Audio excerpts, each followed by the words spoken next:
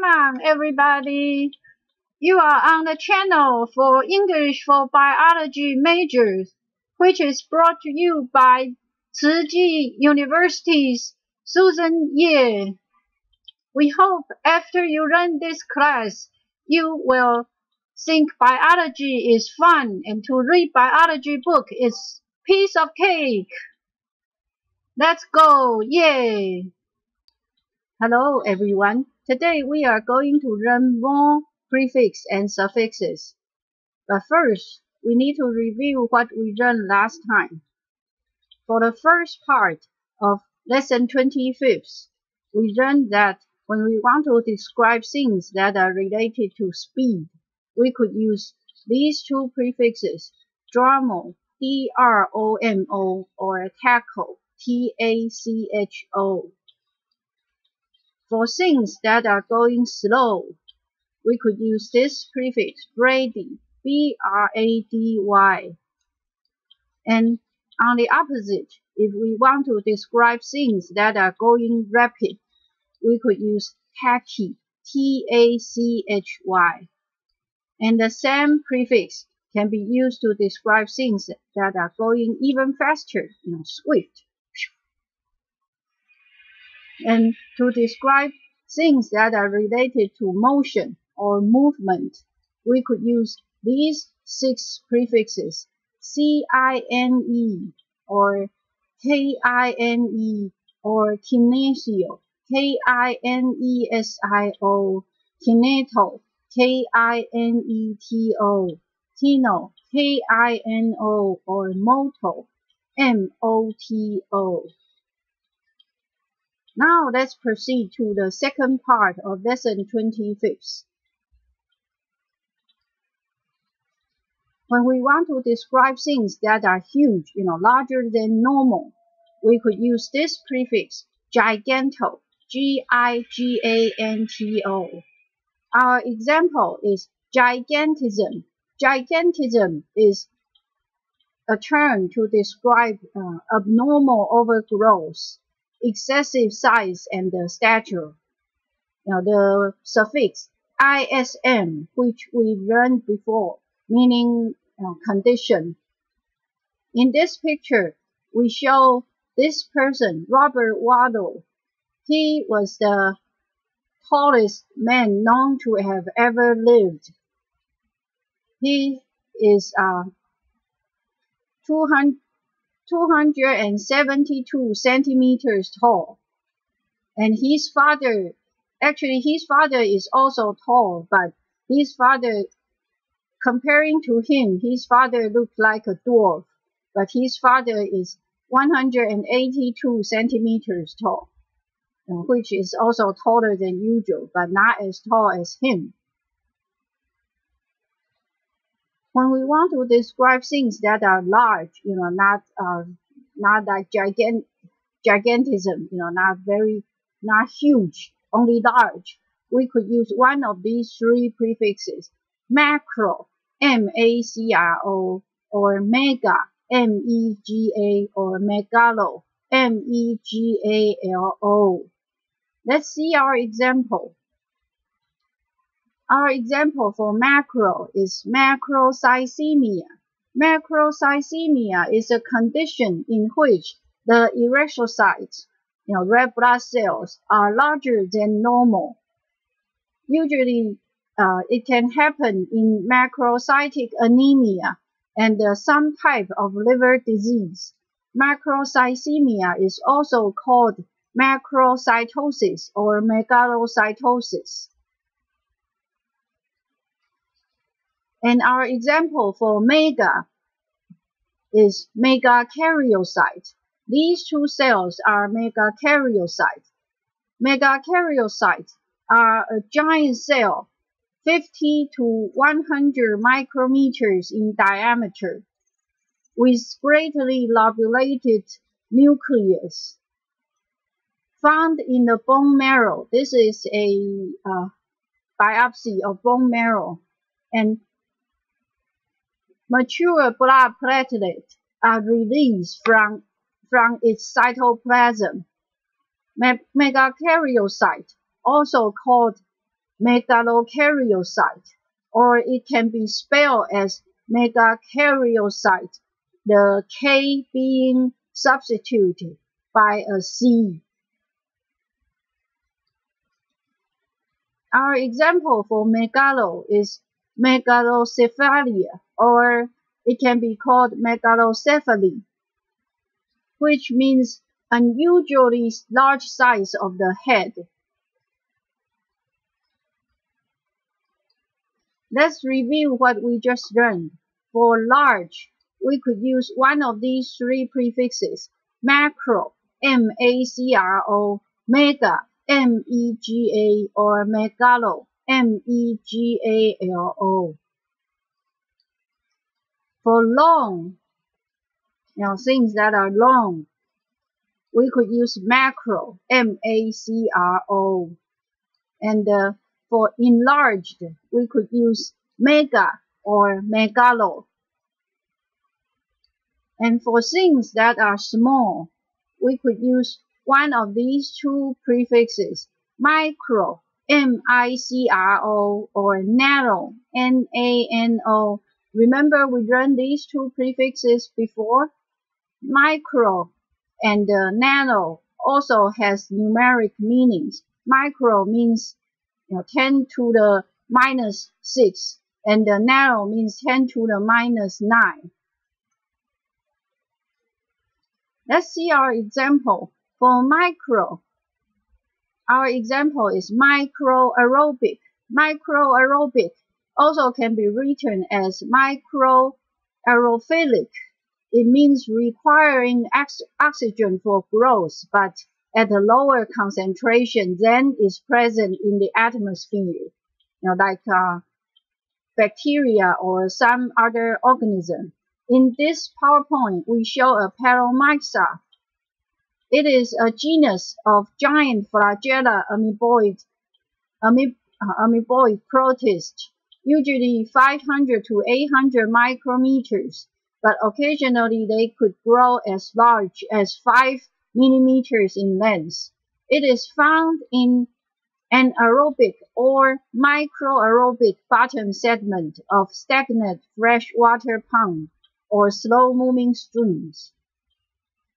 So it is a microaerobic organism. And our example for nano, N-A-N-O, is nanosoma.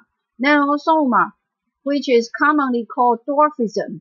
It's the state of being dwarf. Unusual shortness of the body. Like this person, he is a nanosoma. Let's review what we learned. For small, we could use one of these two prefixes: micro, M-I-C-R-O, and nano, N-A-N-O. For things that are smaller than usual, we could use this prefix: mini, M-I-N-I. Like really, the skirt that is smaller than usual is a mini skirt.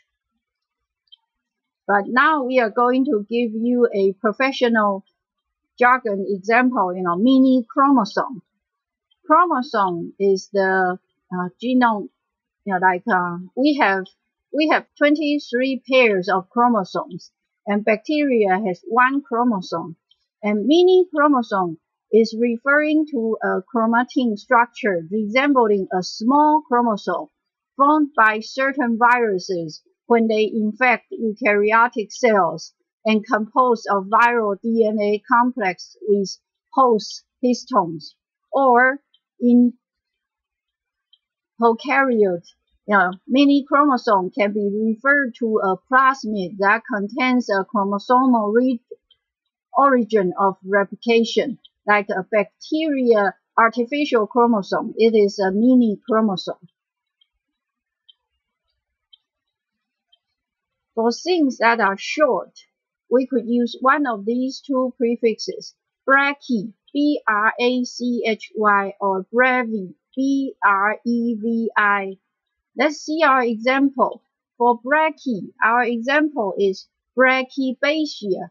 Brachybacia, meaning a slow, shuffling, short-stepped gait, as seen in double hemiplegia, or as seen in people who suffer from Parkinson's disease.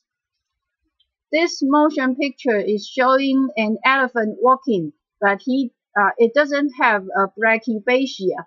I can't find a picture showing any animals with brachyphagia.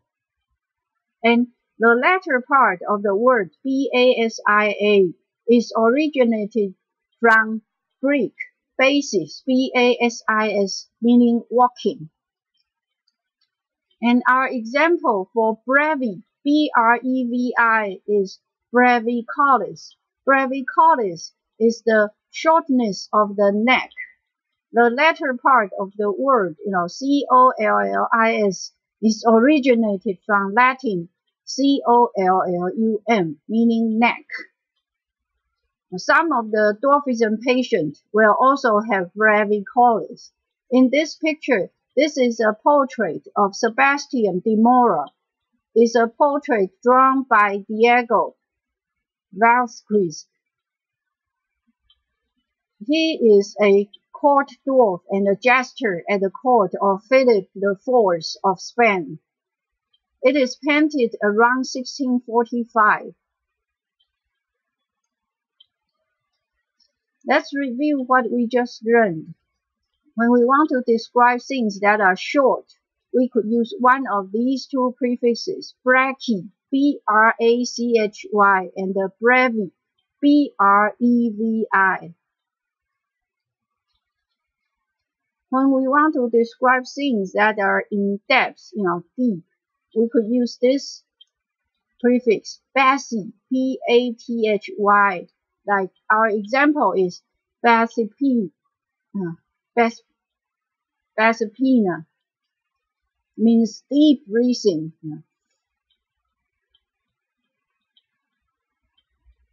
Deep breathing. And when we want to describe things that are heavy, we could use this prefix, bary, B-A-R-Y.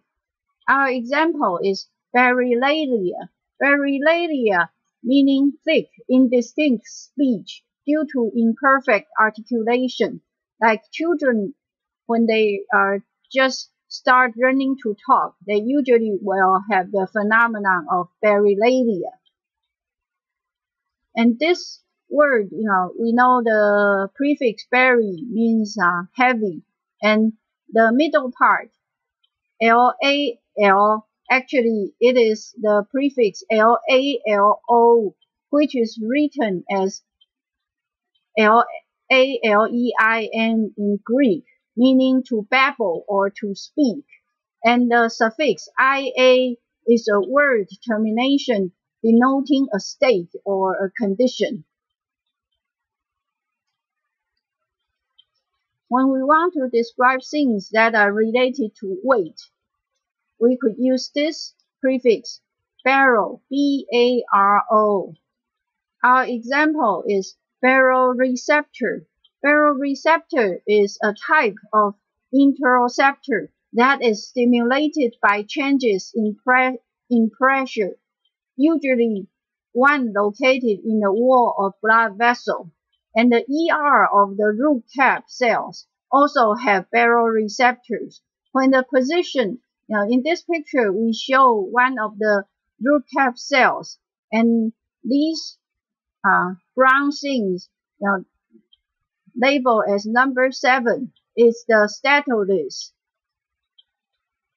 When the position of the plane changes, like turning 90 degrees, these statoliths, actually they are amyloplasts with much higher density than the regular amyloplasts. So their specific density is higher than usual. So when plane change its position, said turning 90 degrees, these statoliths will gradually move to this side of the cell, and that makes the ER, the baroreceptor of the ER on this side sense a removal of the pressure. Instead, The ER on this side of the root cap cell sends a pressure exerted on them. They know that their position is changed. Then the plant can adjust its growth response according to its change of position. We have finished the second part of lesson 25. Now let's review what we learned this time. For huge, we use this prefix giganto, G-I-G-A-N-T-O. For large, we could use one of these three prefixes, macro, M-A-C-R-O, mega, M-E-G-A, or megalo, M-E-G-A-L-O. For long, we could use macro, M-A-C-R-O. And for enlarged, we could use mega, M-E-G-A, or megalo, M-E-G-A-L-O. For small, we use one of these two prefixes, micro, M-I-C-R-O, and the nano, N-A-N-O. These two also have numeric meanings. And for things that are smaller than usual, we could use this prefix, mini, M-I-N-I. For things that are short, we could use one of these two prefixes, brachy, B-R-A-C-H-Y, or brevi, B-R-E-V-I. For describing things that are related to depth, we could use this prefix, bathy, B-A-T-H-Y. For things that are heavy, we want to describe things that are related to heaviness. We use this prefix, bary, B-A-R-Y. And the last one, when we want to describe things that are related to weight, we use baro, B-A-R-O. Now we finish the second part of lesson 25. Next time when we come back, we will finish lesson 25, and we will also give you the quiz of this lesson, which means we have finished all of our course. See ya! English for Biology Major is brought to you by TCU's English for Biology Major course team. If you have any questions, don't forget to visit our FB fans page. The website is here, and you can also scan the QR code to reach to our FB fans page. This course is sponsored by Centers for Faculty Development and Instructional Resources of TCU.